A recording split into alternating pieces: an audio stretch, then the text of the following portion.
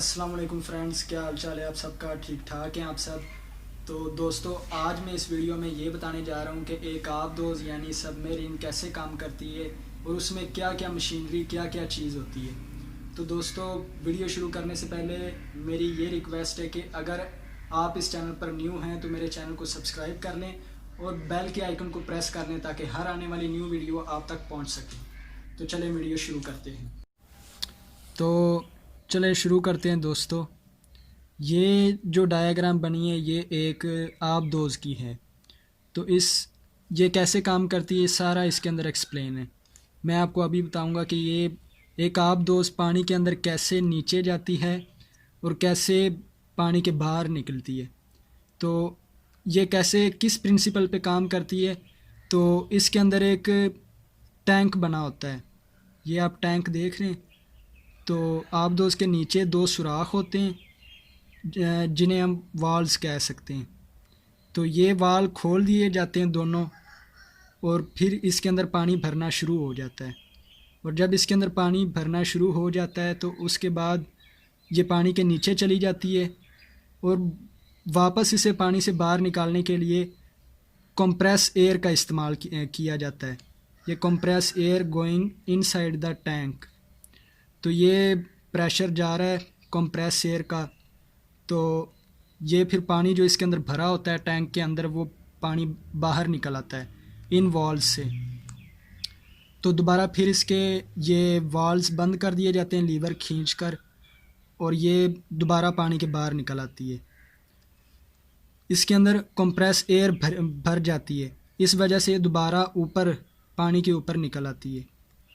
तो ये जो स्कोप है, इस स्कोप से ये पानी के बाहर देखती है कि पूरी बार अगर आबदोज़ पूरी बाहर ना निकले तो ये अपनी स्कोप ऊपर पानी के यानी कि पानी की सतह के करीब पहुंचकर वहाँ से ये अपनी स्कोप बाहर निकालती है, ये ढक्कन खोलकर।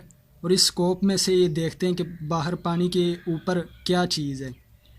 तो ये किस प्रिंसिपल पर काम करती है, ये एक यहाँ पे आईना लगा होता है अंदर शीशा और एक शीशा यहाँ पे लगा होता है।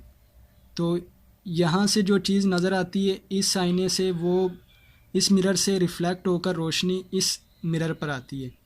तो जो इमेज इधर बनेगी वो इधर भी बन जाएगी और यहाँ पे खड़ा आदमी उसे देख लेगा। ये इस प्रिंसिपल पर ये स्कोप काम करती है। तो ये आबदोज़ जब पानी के नीचे चली जाती है तो आगे कैसे बढ़ती है, तो उसके लिए ये टरबाइन लगी हुई है। इस टरबाइन से ये आगे इसे प्रेशर मिलता है, ये आगे जाती है। और आबदोज़ मुड़ती कैसे, तो मुड़ने का ये प्रिंसिपल है, ये देखें आप, ये दो विंग्स लगे पीछे टरबाइन के साथ ही। ये विंग्स इस यूं हरकत करते हैं, इधर हरकत करेगा कभी इधर हरकत करेगा, दोनों एक जैसी हरकत करते हैं। तो इससे आबदोज़ ये समझ लें, ये आबदोज़ है ना ये पेन, तो ये इधर कभी मुड़ेगा तो कभी इधर मुड़ेगा, कभी इधर कभी इधर, यानी कि पीछे से ये विंग्स ऐसे ऐसे हरकत करेंगे तो ये आबदोज़ आगे से यूं मुड़ेगी, कभी इधर कभी इधर कभी इधर कभी इधर। तो उसके बाद इस डायग्राम पर हम आ जाते हैं। तो ये डायग्राम इसमें मैं ये बता रहा हूँ कि ये जो आबदोज़ को ऊपर और नीचे आने के लिए कैसे काम करना पड़ता है। तो ये विंग्स हेल्प करते हैं आबदोज़ को ऊपर और नीचे आने में, आगे से ऊपर उठना फिर नीचे गहराई में जाना। तो इसके लिए ये विंग्स ऊपर नीचे होते हैं। तो इन विंग्स की वजह से, ये जो दोनों विंग्स हैं इनकी वजह से ये आबदोज़ ऊपर और नीचे आती है।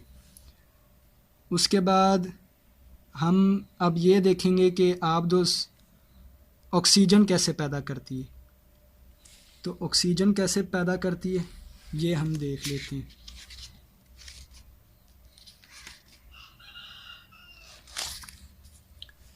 तो इस डायग्राम में ये मैंने पहले पुरानी आबदोज़ की डायग्राम बनाई थी पेंसिल से। तो ये जो डायग्राम है इसके अंदर आपको ये पता चल जाएगा कि आबदोज़ ऑक्सीजन कैसे पैदा करती है। तो ये एक बेकर है, मिसाल के तौर पर ये एक बेकर है, इसके अंदर हम अगर पानी डाल दें तो पानी से ही ऑक्सीजन पैदा की जाती है। क्योंकि H2O वाटर का ये फार्मूला है, H2O हाइड्रोजन और ऑक्सीजन से मिलकर पानी बनता है। तो हाइड्रोजन और ऑक्सीजन को अलग-अलग कर लिया जाता है पानी से।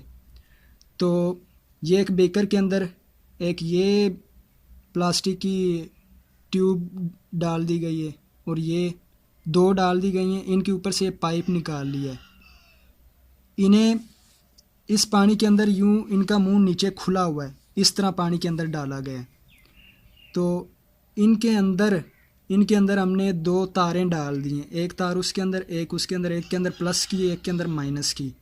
तो इन्हें वोल्ट्स यानी कि इसे जो चार्जर पीछे लगा है उसे चार्जर को ऑन कर दिया, वोल्ट्स इन्हें मिल गए। तो अब इनके अंदर थोड़ा थोड़ा पानी भर गया है। तो इसके ऊपर जो पाइप लगा है और इसके ऊपर जो पाइप लगा है, एक ट्यूब से हाइड्रोजन निकल आएगी और एक ट्यूब से ऑक्सीजन निकल आएगी जब इन्हें वोल्ट्स मिलेंगे। ऑक्सीजन मिकदार में कम होगी और हाइड्रोजन मिकदार में ज़्यादा होगी। तो इस तरह हम लोग ऑक्सीजन पैदा कर लेते हैं। और आबदोज़ के अंदर हाइड्रोजन हम नहीं रख सकते, तो जो हाइड्रोजन है उसे आबदोज़ से बाहर निकाल दिया जाता है, तो ऑक्सीजन को अंदर इस्तेमाल कर लिया जाता है। वैसे ऑक्सीजन के उनके पास वो ऑक्सीजन सिलेंडर भी होते हैं, लेकिन वो कभी ख़त्म भी हो सकते हैं, वो इतनी ज़्यादा मिकदार में नहीं होते। एक दिन वो ख़त्म हो जाते हैं तो उसके बाद ये ख़ुद अपनी ऑक्सीजन पैदा कर करके उन्हें भरते रहते हैं, उन सिलेंडर्स को, ऑक्सीजन सिलेंडर्स को। तो दोस्तों हम दोबारा फिर पहले वाली डायग्राम पर आ चुके हैं और अब मैं आपको ये बताऊंगा कि आबदोज़ को ये कैसे पता चलता है कि उसके रास्ते में कोई चीज़ आ गई है। यानी कि ज़्यादा गहराई में तो सूरज की रोशनी भी नहीं पहुंचती और वहाँ पर बहुत ज़्यादा अंधेरा होता है, तो हम देख नहीं सकते पानी के अंदर ज़्यादा दूरी तक। तो आबदोज़ को ये कैसे पता चलता है कि उसके रास्ते में कोई चीज़ आ गई है? तो वो इस सोनार की वजह से पता चलता है। ये जो सोनार है, ये सोनार आवाज़ की लहरें पैदा करता है, यानी कि एक घंटी की तरह काम करता है, एक बेल की तरह काम करता है और ये आवाज़ की लहरें पैदा करता है, साउंड वेव्स को पैदा करता है। और साउंड वेव्स की रफ़्तार पानी में बहुत ज़्यादा तेज़ होती है।